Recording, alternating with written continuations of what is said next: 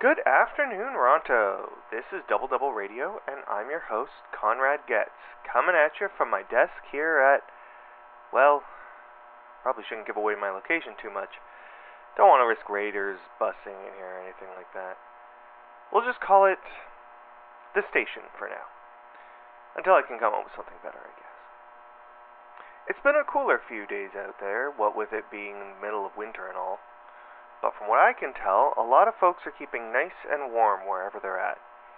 I know I've managed to keep things here at the station fairly temperate, especially after getting some backup fusion cores for the generators here.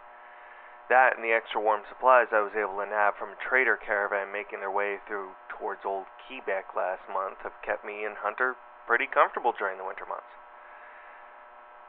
And I can hear you wondering out there, yes, Hunter has decided to stick around here for the time being, which has been good for keeping either of us from going stir-crazy with boredom or loneliness, but it does mean he hasn't been able to get to the workshop he set up in town in order to work on that Mr. Handy refurbish we planned. Oh well, I'm fine with the current arrangement, at least until this cold wave breaks. Plus, you still owe me caps, Smoothie. I'm not gonna leave you to freeze to death on me when you got debts. I guess that's true too. But in truth, I still say it's because he likes having me as a friend, and I like him too. You cutesy, sappy, sentimental headcase vault-dwelling son of a bitch. I swear when the warm weather hits, I'm out of this hellhole and getting back to my workshop. He really does like me. He's just got to be a tough ghoul about it for his reputation. Speaking of vault-dwelling, I do have some stories to tell about my former home. But first, dear listeners, on to some local news I was able to gather before hunkering down in my little radio bunker for the winter storm season. A small spat broke out around Donk Square recently. Turns out a few members of the Brotherhood of Steel decided to crash a CPF party and it got all sorts of lasery, causing some extreme damage to the entrance to the Tunnel Transit Commission located there. Not much of a loss, as the horror stories I've heard of feral ghouls and scav pandas down there are enough to keep me up with nightmares, but the skirmish was totally unnecessary.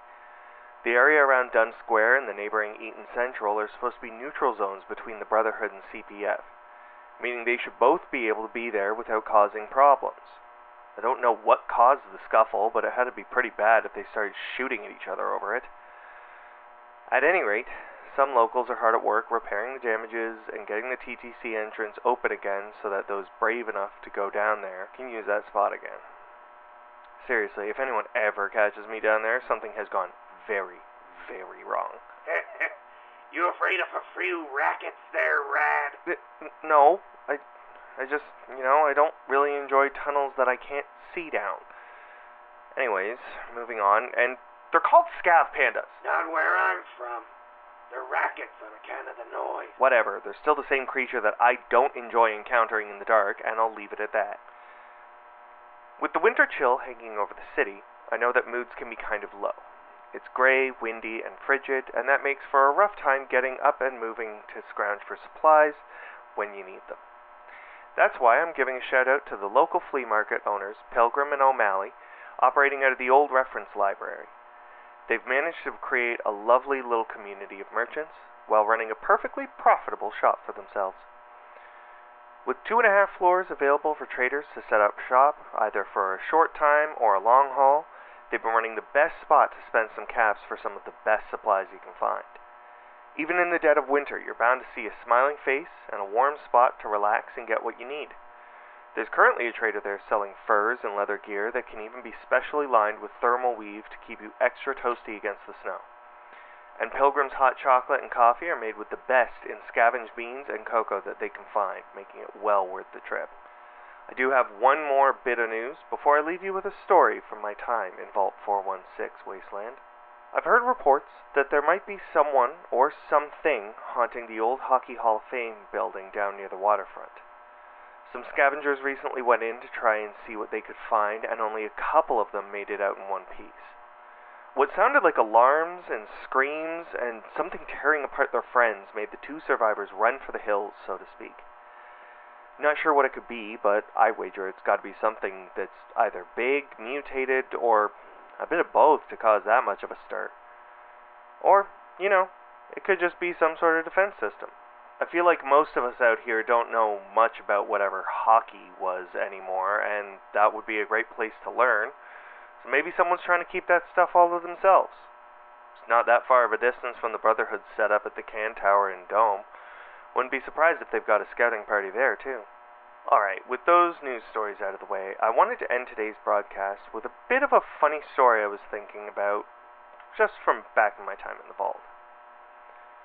As I mentioned before, I grew up in Vault 416, the nearby Vault-Tec fallout shelter that was built and set up, but unfortunately not connected to any other vault systems.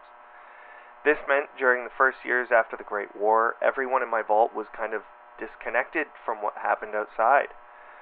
Eventually, some of the smarter technicians were able to get us connected and able to communicate with a small bit with other vaults, though it was limited and the messages were really short and all that. Eventually, when we found things were clear, occasional folks would head out and explore. They'd bring back news of what was happening on the surface.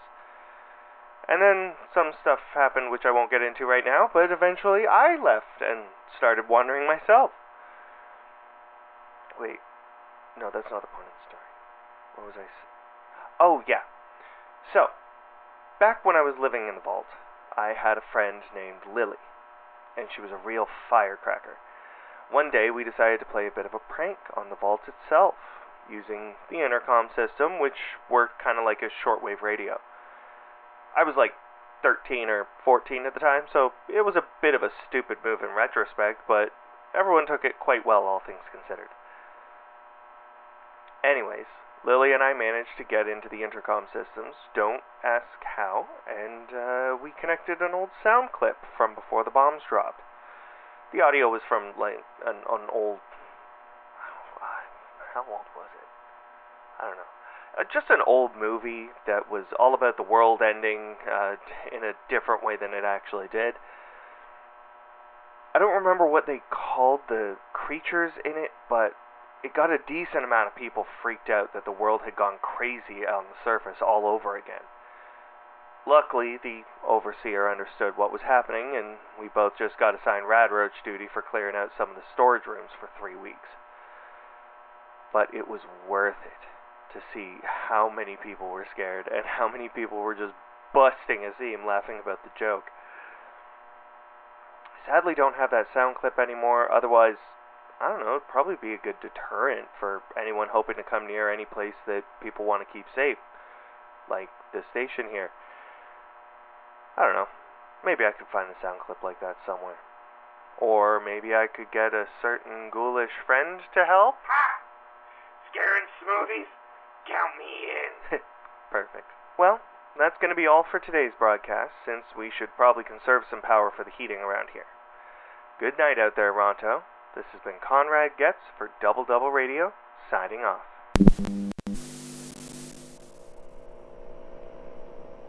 Double Double Radio, A Fallout Story, is a Voice in the Static production, written, starring, and produced by Edward Grimgrinner Hutchinson.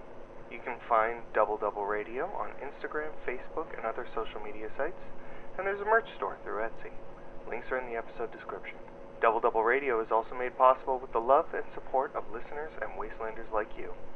If you want to help support the show on Patreon, that link will also be in the description alongside the list of monthly supporters. Thanks for listening.